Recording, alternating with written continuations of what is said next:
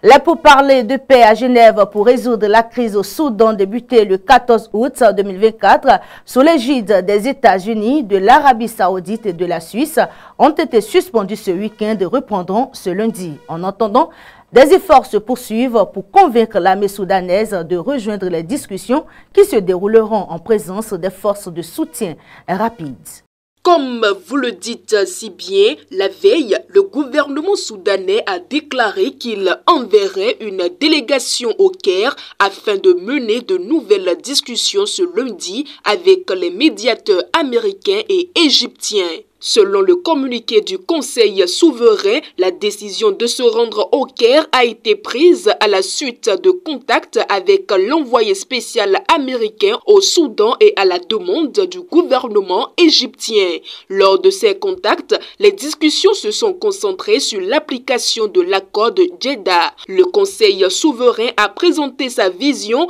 expliquant que sa participation à Genève dépendait de la réponse des médiateurs à sa requête. Le gouvernement soudanais désigné par le Conseil souverain, dirigé par le général Abdel Fattah al-Burhan, le chef de l'armée, a réitéré sa position fixe, qui est donc à savoir qu'il ne participera pas au pourparlers de Genève tant que les résolutions de l'accord de Jeddah n'ont pas été mises en œuvre, soit le retrait des FSR de toutes les zones civiles au Soudan et l'acheminement sans entrave de l'aide humanitaire. Rappelons que le jeudi dernier, l'armée soudanaise a anticipé l'un des principaux sujets de Genève en déclarant qu'elle autoriserait l'utilisation du point de passage d'Adré, frontalier avec le Tchad, pour l'acheminement de l'aide humanitaire au Darfour. De son côté, le chef des FSR,